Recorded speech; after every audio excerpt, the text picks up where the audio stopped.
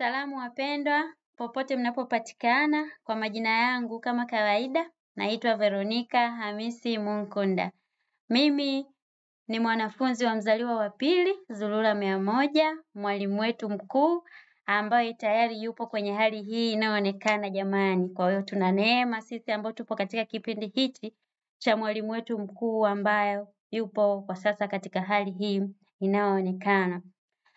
Wapendwa, kabla ya yote namshukuru Roba kupitia neno lake kwa yote ambayo anatutendea kupitia neno lake. Roba ni mzuri kila wakati. Roba anazidi kutuonesha njia ya kupita kupitia neno lake ili tuweze kusonga zaidi katika njia hii ya utakaso.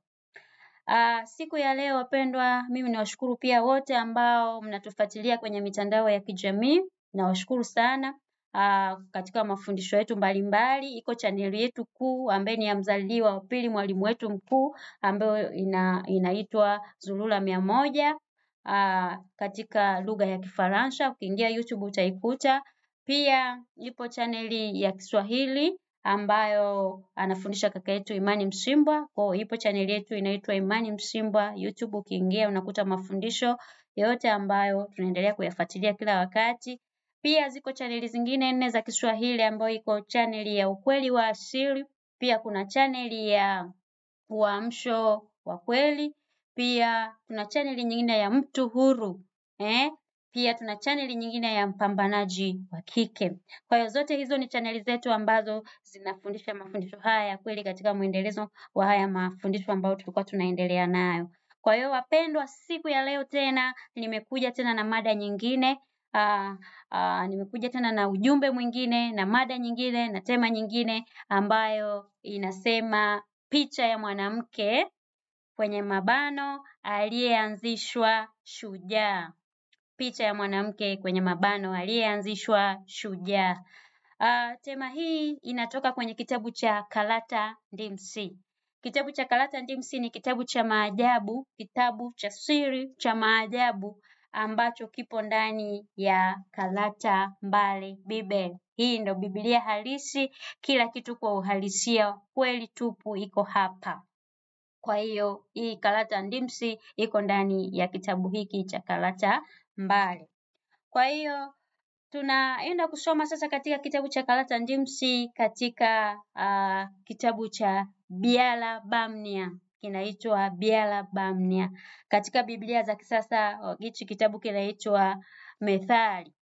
Methali, kitabu cha Methali. Kwa hiyo tunaona katika kitabu hichi tutasoma kitabu hichi cha Biala Bamnia 31 mstari wa 9 mpaka wa 18, ambao ukienda huko kwenye Biblia za kisasa pia utaona hiyo Mithali 31 utaanza mstari wa 10 mpaka wa 19 utaona hapo, lakini ilivyoelezewa kwenye Biblia za kisasa sio uhalisia kama ilipo huku kwenye kitabu cha Karata Ndimsi kwenye ukweli wenyewe halisi. Kwa hiyo jamani, tunaenda kuingia sasa hapa ili tuweze kujua hii picha ya mwanamke aliyeanzishwa shujaa anakuwa namna gani. Tumejifunza pia katika hizi siku za karibuni hapa kwenye chaneli zetu, chaneli yetu ya Imani Msimbwa, kulikuwa kuna mwanamke ambaye yuko juu, yani mwanamke mwenye mamlaka zaidi ya mume wake. Kwa tuliona namna gani yule mwanamke ambaye ana mamlaka kwa mume wake. Lakini tutakuja sasa hapa tuone, tunafundishwa picha halisi ya mwanamke aliyeanzishwa ambaye ni shujaa. Kwa hiyo tutajifunza hapa ili tuweze kujua ni namna gani sasa huyu mwanamke ambaye ameanzishwa ambaye ni shujaa yuko namna gani, kutoka kwenye kitabu cha Biala Bamnia Mithali. Anza mstari wa 9. Tutaanza mstari wa 9, unasema hivi: mwanamke kwenye mabano aliyeanzishwa shujaa ni ugunduzi halisi, alama ya kushangaa, ana thamani kuliko lulu. Tunaona huyu mwanamke, picha ya mwanamke, tunapewa picha ya mwanamke aliyeanzishwa shujaa. Anakuwa namna gani? Tunaona hiyo picha sasa hapa kwamba mwanamke aliyeanzishwa shujaa ni ugunduzi halisi, ana thamani kuliko lulu. Tunaijua lulu thamani yake ilivyo. Tunaona kia lulu kwa kweli ina thamani kubwa. Lulu ina thamani kubwa sana. Lakini tunamuona mwanamke huyu, picha ya mwanamke huyu ambaye tunaelezwa hapa na kitabu hichi cha Mithali, ambaye ni ya nabii wetu Mormon. Kwenye Biblia za kisasa wamemuita Solomon au Suleiman. Nabii Suleiman kwenye Biblia za kisasa, lakini kwenye ukweli ndo huyu Mormon ambayo anatuelezea haya kwamba mwanamke huyu ana thamani kuliko lulu. Kwa hiyo jamani, ili uwe na thamani lazima uanzishwe na neno la loba, lazima uanzishwe na neno la tetee. Kwa hiyo ili uwe na thamani lazima uanzishwe na neno la tetee. Kwa hiyo ili sasa thamani yako irejee, maana tunajua kabisa katika historia yetu iliharibiwa na wazungu na damu mchanganyiko. Historia yetu ikapotea, historia yetu yani ikachakachuliwa, lakini sasa ukweli umerejea. Mzaliwa wa pili amekuja, yupo katika hali hii inaonekana kuja kuturejesha kwenye ukweli halisi na kuja kuturejesha hasa. Neno leo linataka kuongea na mwanamke. Wewe mwanamke popote unaponisikiliza, dada popote unaposikiliza, neno siku ya leo linataka kuongea na wewe kwamba ili thamani yako irejee lazima uanzishwe na neno la tetee, lazima uanzishwe na neno la loba. Kwa hiyo nimekuja kukueleza tu wewe mwanamke kwamba neno kupitia mzaliwa wa pili linatueleza kwamba ili uwe mwanamke shujaa ambaye umeanzishwa lazima uanzishwe na neno la tetee. Kwa hiyo wewe mwanamke ambao huko unadharauliwa, jiulize wewe dada, jiulize wewe mwanamke popote unapojisikiliza, thamani yako iko wapi? Je, thamani yako bado ipo? Kama unadharaulika, kama thamani yako haipo, ina maana tayari sasa hauna uanzishwaji wa neno hili la tetee. Hauna uanzishwaji wa habari hii njema ya neno la loba ambao nimekuletea siku ya leo. Kwa hiyo njoo sasa twende nami ukanisikilize mpaka mwisho ili uone sasa namna gani picha ya mwanamke aliyeanzishwa ambaye ni shujaa anakuwa namna gani. Kwa hiyo tumeona hapa ana thamani kuliko lulu. Kwa hiyo tunaona kabisa mwanamke ambaye ana thamani kuliko lulu, ina maana thamani yake iko ya hali ya juu. Tayari ukiwa una thamani, ukiwa umeanzishwa na neno la loba, ina maana lazima mwenendo wako utakuwa unaenenda sawa sawa na neno la tetee. Tayari utakuwa unaenenda kwa kumheshimu loba, kwa kumheshimu tetee. Unaona? Kwa tunaona kabisa namna ambavyo thamani yako sasa itarejea kama utalijua neno la loba, kama utaijua hii kweli, thamani yako itarejea. Nikimtolea mfano mwanamke Debora katika lugha ya asili anaitwa Ndombi. Huyu Ndombi alikuwa ni yule Debora sasa kwenye Biblia za kisasa.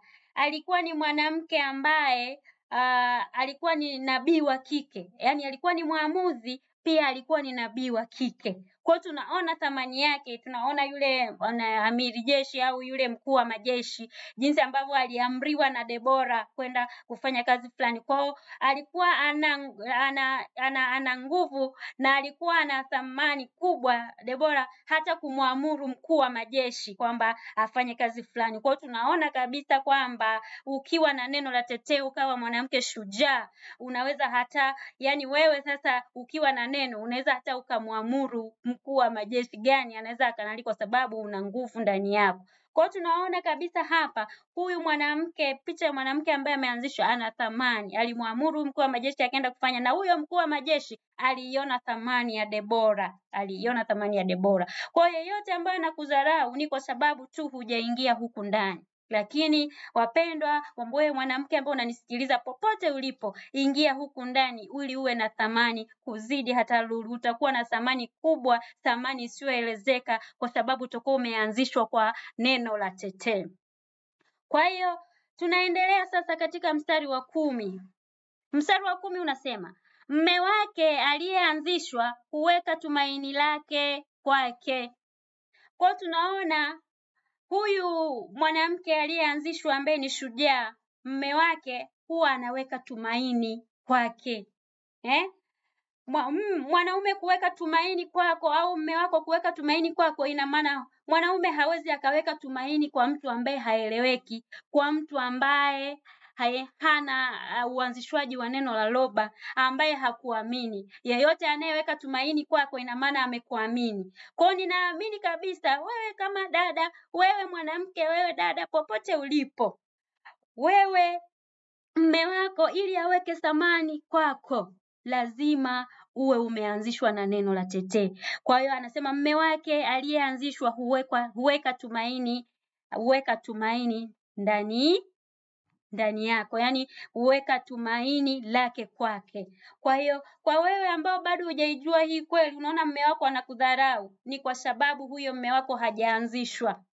Lakini akianzishwa, akaijua hii thamani ulionayo, lazima tu ataweka tumaini lake kwako wewe, kwa sababu utakuwa una vitu vya kipekee ndani yako, kwa sababu utakuwa una thamani kuliko hata ile lulu. Kwa hiyo atakutumainia kwa sababu umeanzishwa kwa neno la tetee, kama ya hii tunaona hapa inayotufundisha kwamba picha ya mwanamke ambaye ameanzishwa shujaa anakuwa namna gani. Kwa hiyo tunatakiwa kuanzishwa na neno la loba ili waume zetu sasa, mume wako wewe dada, mume wako wewe mwanamke ambao upo huko, ataweka tumaini lako kwako, mwanaume aliyeanzishwa.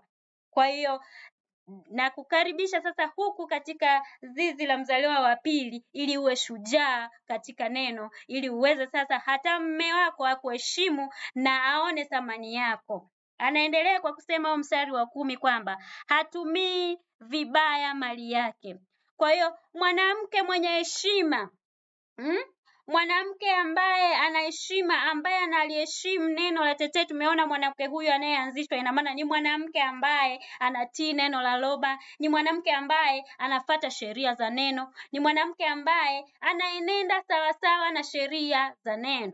Kwa hiyo tunaona kabisa mwanamke huyu anaweza akamfanya mume wake asitumie fedha zake vibaya, asitumie mali zake vibaya. Asitumie vibaya mali yake huyo mume wake. Kwa sababu gani? Unakuwa umeanzishwa, kwa unajua namna ya kuweka vitu vizuri. Hata mume wako akitaka kutumia hela vibaya, yani anaona kabisa mke wangu mimi ataniuliza, hii mali nimeitumia vibaya, nimeitumia wapi? Atauliza, kwa sababu tayari utakuwa kila kitu unataka kiende katika hali nzuri. Kwa hiyo mwanamke ambaye ni shujaa aliyeanzishwa kwa neno la tetee, mume wake huwa anamfanya mume wake aweze kutumia mali yake vizuri, Kwa tunaona kabisa katika mstari wa 10 kwamba hawezi kutumia vibaya mali yake kwa sababu ya huyu mwanamke hapa ambaye tayari yeye mume ana tumaini lake amelipeleka kwake, kwa sababu ya ile hali ya uanzishwaji wa neno la tetee. Kwa tumeambiwa kwamba aliyeanzishwa ni yule aliyepokea modimo sange, yani Roho Mtakatifu. Kwa tunaona mwanamke huyu hapa ambaye tunajifunza siku ya leo tayari ana modimo sange ndani yake, tayari ana Roho Mtakatifu ndani yake. Kwa hiyo ambaye ana Roho Mtakatifu ndani yake, anamuongoza kila hatua kwa ukamilifu kabisa, kwa sababu neno ni ukamilifu wenyewe. Neno ni kila kitu kwa ukamilifu. Kwa hiyo tunaendelea sasa katika mstari mwingine wa 11. Anasema hamdharau kamwe, bali humpa furaha siku zote za uwepo wake. Katika hali hii inaonekana, tunaona jamani, picha ya mwanamke ambaye ameanzishwa, kwamba mwanamke aliyeanzishwa yani hamdharau kabisa mume wake.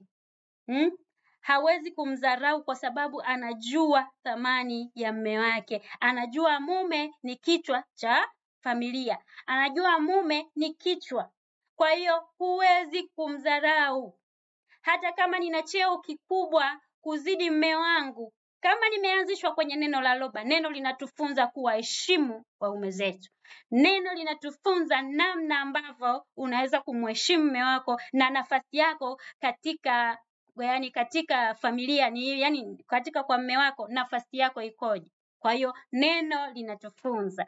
Kwa hiyo wewe dada, wewe kaka ambaye bado hujaingia huku ndani kwenye neno la Luba, jamani, ninakusihi uingie huku ili upate mafundisho haya, thamani yako irudi, ambayo tayari thamani yako iliharibiwa na wazungu na damu mchanganyiko, iweze kurudi na kurejea, ili kusudi sasa uweze kuishi bila kumdharau mume wako. Wanaume hawapendi kudharauliwa jamani, na wanaume hawapendi kwamba wewe mwanamke uwe juu ya mume wako. Haitakiwi na ni kufuru kwamba mwanamke kuwa juu ya mume wake, haitakiwi. Neno halikubaliani na hiko kitu, pia hairuhusiwi, ni kufuru ya hali ya juu. Kwa hiyo tujifunze kupitia picha hii ya mwanamke huyu kwamba hawezi kumdharau mume wake, pia anampa furaha. Tumeambiwa humpa furaha siku zote za uwepo wake katika hali hii inaonekana. Kwa hiyo wewe kama mwanamke sasa, ambao tunajifunza kutoka kwa huyu mwanamke ambaye ameanzishwa, hata sisi ambao tumeneemiwa pia tunajifunza kwenye picha ya mwanamke huyu aliyeanzishwa, kwamba kumbe tunatakiwa kuwapa waume zetu furaha maisha yao yote, yani maisha yote ambao umejaliwa kuishi hapa katika hali hii inaonekana, tuwape waume zetu furaha. Wewe dada, wewe kaka, popote ambako unanisikiliza, wewe dada, wewe mwanamke, popote ulipo huko nako nisikiliza, usimame katika nafasi yako, umpe furaha mmeo. Sasa ili uweze kumpa furaha mmeo, ili uweze hata wewe kaka, ambao tunatumaini tuwe na wanawake mashujaa, ingia kwenye hili neno ili naweze kupokea mafundisho, ili sasa hata kama ukiweka tumaini lako kwa mke wako unakuwa salama, kwa sababu anakuwa ameanzishwa kwa neno la teteo. Kwa nitaendelea sasa katika mstari wa 12. Mstari wa 12 unasema hivi: yeye hununua sufu na kitani na kufanya kazi kwa bidii kwa mikono yake. Tarudia tena.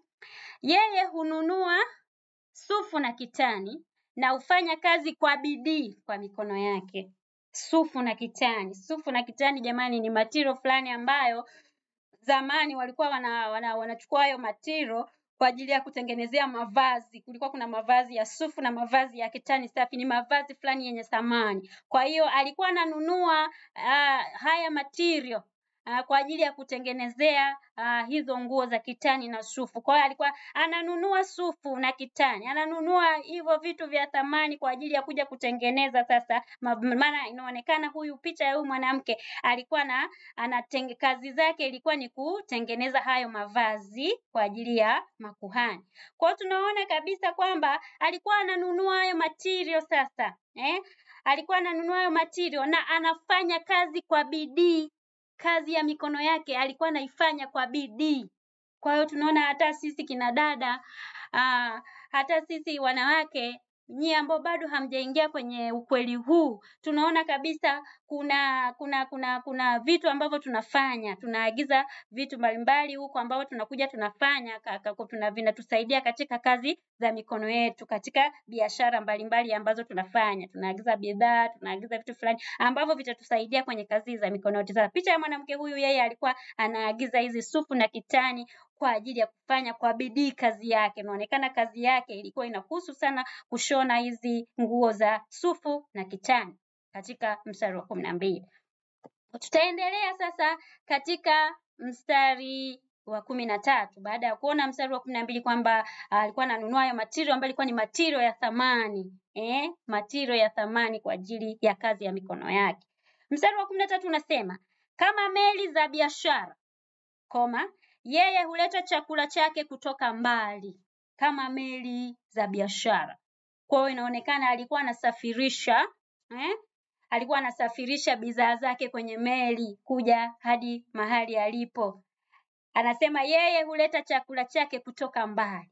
Kwa hiyo alikuwa anasafirisha hizo bidhaa zake za biashara kuja huku, na akifanya biashara yake anapata kipato. Kwa kile chakula kile tulikuwa tunasema kwamba ni chakula chake kutoka mbali, kwamba bidhaa alizokuwa anaziagiza ni kutoka mbali. Kwa hiyo unachokipata hiko kilikuwa kinatoka mbali. Kwa hiyo tunaamini hata sasa hivi kuna biashara ambao sisi wanawake, nyie ambao mnanisikiliza ambaye ni kina dada, wanawake ambao mna biashara zenu mnaagiza huko nje, labda biashara ya mikoba, wanawake unaagiza huko nje, unakuja huku unafanya kwa bei na unaagiza kwa bei nafuu, unakuja huku unauza. Kwa mfano sisi ambao tuko huku Wasee, unaagiza labda mikoba huko China au wapi, ukileta huku unauza kwa bei ya huku, kwa unapata faida. Kwa faida yako unakuwa umeipata kulingana na neno. Ni kazi ya mikono yako, ni faida pia ulioipata kulingana na kazi ya mikono yako, kulingana na neno pia. Kwa tufanye biashara zetu, lakini kulingana na neno, kwamba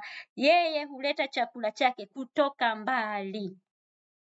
Huleta chakula chake kutoka mbali. Kwa hiyo hii nimeielezea kimwili zaidi, lakini ukiingia kiroho kwamba alikuwa yeye huleta chakula kutoka mbali, tunaweza tukaichukulia kwamba ni chakula cha kiroho ambacho tunakipata kutoka kwa mledi. Mledi wetu ametuletea chakula kutoka mbali, lakini sisi kutoka huko, yani ni mbali kabisa, kwenye uwepo sio kuwepo, tunaletewa sisi watoto, tunakula hicho chakula na hatimaye sasa tunapata kile ambacho tulikuwa tumekusudia. Kwa hiyo mwanamke huyu, picha ya mwanamke huyu alikuwa anaonekana anafanya biashara, na biashara yake, matiro yake alikuwa analetwa kwa meli.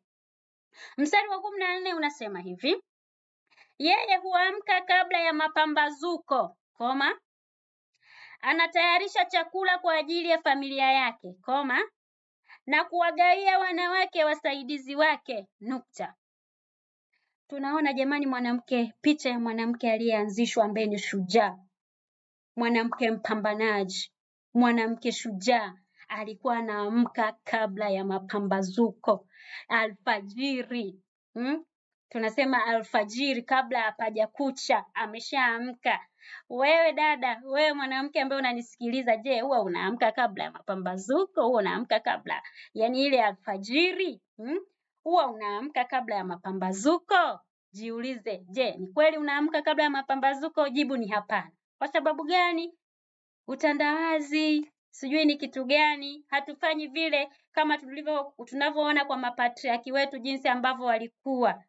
Hapa nimetoa mfano wa Debora, jinsi alivyokuwa. Alikuwa ni mwanamke ambaye ni shujaa, mwanamke ambaye ni shujaa. Mledi pia alitutolea mfano mzuri kwa mama yetu Muto, ambaye kwenye Biblia za kisasa anaitwa Eva, jinsi alivyokuwa shujaa na alikuwa mzuri. Jamani,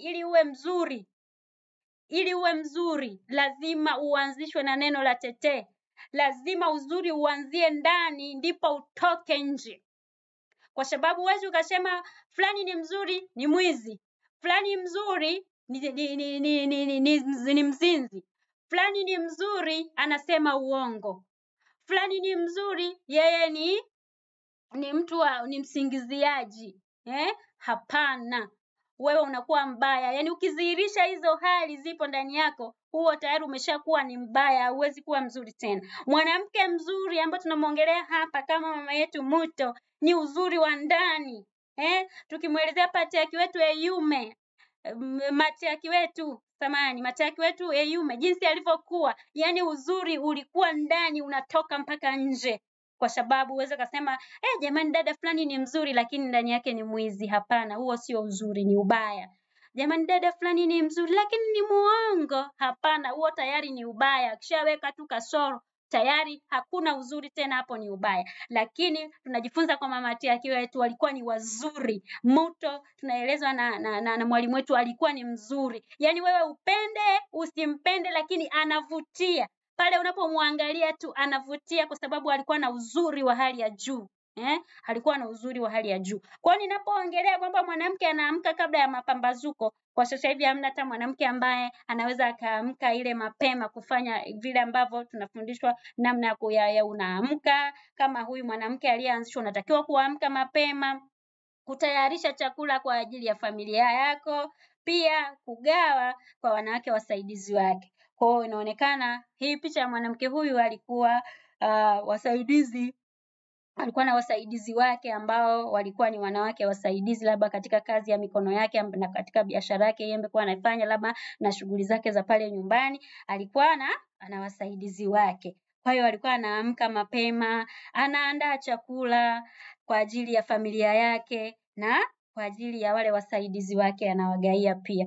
Kwa hiyo tunaona hata sasa hivi jamani, wewe dada huko ulipo, wewe mwanamke unaonisikiliza, unakuta katika kuamka mapema, labda hatuamki mapema. Neno hapa linatufunza mwanamke shujaa ambaye ameanzishwa katika neno la Roba ana hizi tabia kwamba ataamka kabla ya mapambazuko, ataandaa chakula. Ataandaa chakula cha familia, cha watoto wake kabla hawajaenda shule, anawaandalia chakula pale, wanakunywa chai ndipo wanaenda wapi? Shule. Sasa unakuta watoto wa siku hizi jamani wanalelewa na dada zetu ambao wanatusaidia kazi, wale kina dada wanaotusaidia kazi. Kwa unakuta wewe unasaidiwa kazi na dada, na mtoto hajui kufanya kazi yoyote, kila kitu anakuwa tu yupo, dada naomba maji ya kunywa, dada naomba univalishe nguo, dada naomba chakula. Yani hawezi kufanya kitu chochote, anakuwa like zezeta. Yani hawezi kushika chochote kwa sababu kila kitu ataomba dada. Yeye amekaa kwenye TV anaangalia katuni, anaangalia sijui nini kwenye TV humo. Mtoto analemaa, anakuwa hajui chochote, anakuwa hajalelewa kwenye misingi mizuri kwa sababu tumezoea kila kitu afanye dada, kila kitu afanye dada. Lakini kwenye neno linakataa. Hata kama tuna wasaidizi wetu, hatukatai. Neno halijakataa kuwa na msaidizi, hapana. Neno linakubali kuwa na msaidizi, lakini pia na wewe kama mzazi mlee mtoto kwenye maadili mazuri, umlee mtoto sawa sawa na neno linavyotaka, ili mtoto mwisho wa siku aje kuwa shujaa, aje kuwa mpambanaji. Aidha mtoto wa kiume au wa kike atakuwa mpambanaji wa kiume, kama ni wa kiume. Kama ni wa kike atakuwa mpambanaji wa kike. Kwa hiyo tuwalee watoto kwenye misingi inayopaswa. Na dada wanaotusaidia, tunashukuru dada ambao wanatusaidia kazi, lakini pia kuna siku na wewe unaamka, unaandaa chakula kwa ajili ya familia yako, pia unamgaia na dada aliyopo, na gaia na kina dada ambao wanatusaidia kazi zetu, na wenyewe unaona siku hiyo leo kweli bosi wangu kanipikia chakula. Kwa hiyo tunaona hapa nimeelezea kimwili zaidi. Kwa hiyo tunaona hata kiroho hapa kwamba mwanamke, picha ya mwanamke aliyeanzishwa ni kwamba anaweza kaandaa mafundisho, akafundisha familia yake mafundisho ambayo yanapaswa kuwafundisha familia, pia akawafundisha na wanawake wengine, pia akafundisha na wanaume wengine. Kwa wanawake walioanzishwa wenyewe wanaweza wakawafundisha wanaume na wanawake kama alivyokuwa anafanya Debora.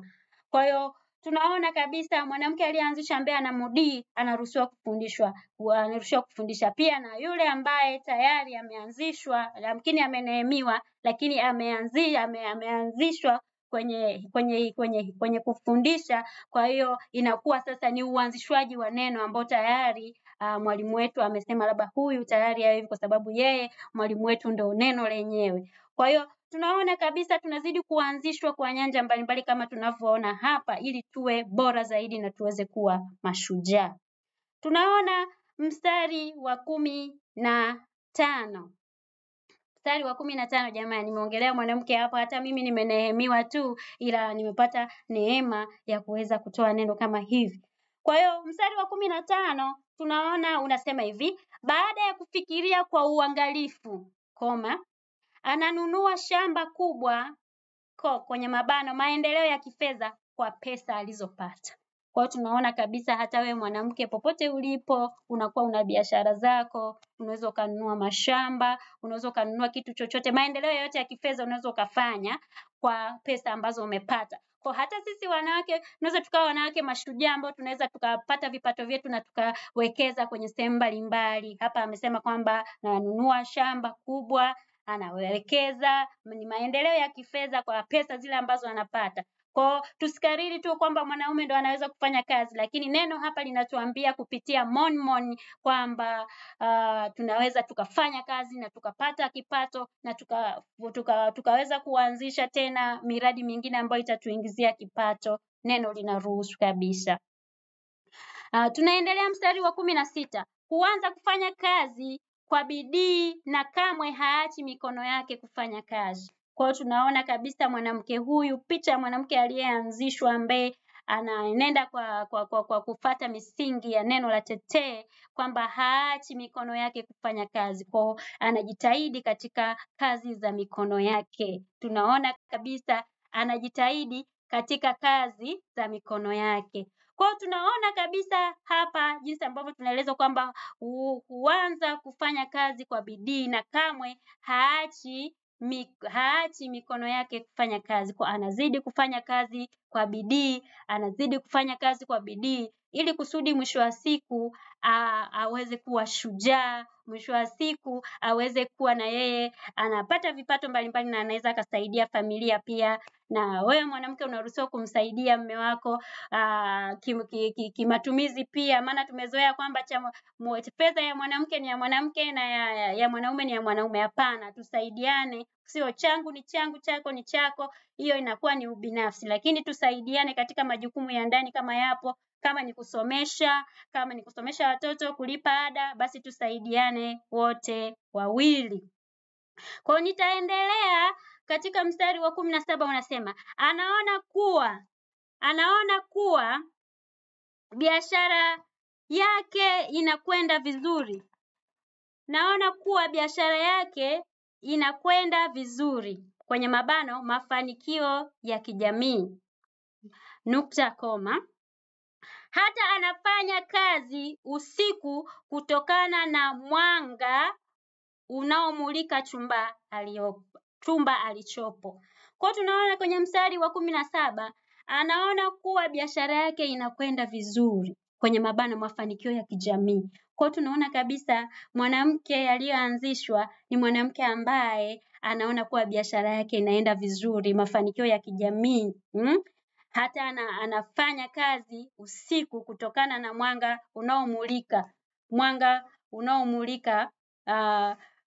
unaomulika pale katika lile eneo ambalo yupo kwamba kwenye kile chumba. Anamaanisha nini akisema mwanga unamulika kwenye eneo lile ambalo lipo kwenye chumba kile ambacho yupo? Ninamaanisha nini hapa? Kwamba anaona kuwa biashara zake zinaenda vizuri kimwili. Nitaelezea kawaida tu kwamba biashara zake ambazo anafanya anaona zinaenda vizuri. Ni mafanikio pia ya jamii, kwa sababu jamii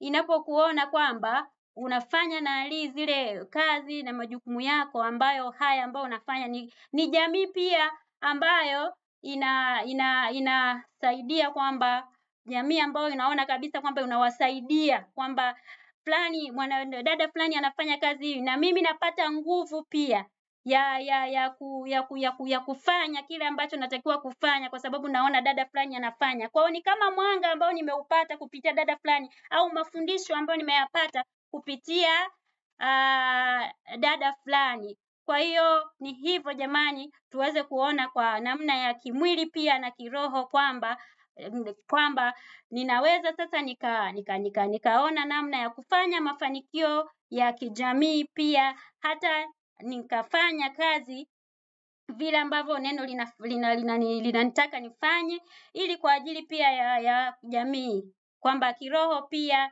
na kimwili, kwamba hapa nikielezea mafanikio ya kijamii vile ambavyo nitakuwa mfano mzuri kwa wengine. Yaani wengine tutajifunza kupitia huyu mwanamke aliyeanzishwa, kwamba namna gani ambavyo anaweza akawa katika jamii. Na mimi pia akiiga, na wewe dada ukaiga, na wewe mwanamke mwingine ulipokuwa ukaiga, basi umekuwa umetenda sawa sawa na neno linavyotaka, kwa sababu kuona kwamba kazi alichofanya mwingine ni kizuri na mimi nikafanya, basi ni kama mwanga nimeuenda kuupata pale alipo, ni kama nuru, maana neno ni nuru. Neno likikaa sehemu ambayo ina giza, nuru inaangaza. Kwa hiyo ni hapa kwamba pale alipo mwanamke aliyeanzishwa, mwanamke mpambanaji, kunakuwa automatic kuna nuru, ambaye hiyo nuru itaangaza kila mahali, itaangaza kwenye jamii, itaangaza kwa dada wengine na wanawake wengine, na kuweza kujua kile ambacho wanafanya ni kizuri, na wenyewe wakafanya kwa utukufu wa neno la tetema. Mstari wa mwisho wa 18 ambao ni mstari wa mwisho unasema, mikono yake ina kazi ya kusokota sufu, vidole vyake vinasuka nguo. Kwa tunaona mikono yake ina kazi ya kusokota sufu. Vidole vyake vinasuka nguo. Kwa tunaona kwamba kumbe picha ya mwanamke huyu ambaye alikuwa ni shujaa, kazi yake alikuwa anasokota zile sufu, alikuwa anatengeneza yale mavazi ya kitani ambayo niliwaambia mavazi yao yalikuwa ni mavazi ya thamani ambayo walikuwa wanavaa makuhani, walikuwa wanavaa watu walioanzishwa kipindi hicho. Kwa hiyo ndio ilikuwa kazi yako kutengeneza yale mavazi yenye thamani. Kwa hiyo ni namna gani tunaona kwamba ukitengeneza wewe mwenyewe ni wa thamani, ndio maana aliweza kutengeneza hivyo vitu vya thamani. Kwa hiyo ukijipa thamani wewe mwenyewe, usijidharau mwenyewe, na neno pia litakusaidia ili uweze kusimama kwenye nafasi yako, uwe mwanamke shujaa. Jinsi neno ambavyo linakutakasa, mabaya yote yanaondoka, unazidi kutengenezwa, unazidi kuwa shujaa zaidi katika neno na unakuwa shujaa wa vita. Kwa hiyo chochote kinachotokea, yani wewe unakuwa ni shujaa, na pia tunajifunza mengi kwa mwanamke huyu ambaye ni shujaa aliyeanzishwa. Hata sisi tulioneemiwa tunaweza tukaishi namna hii.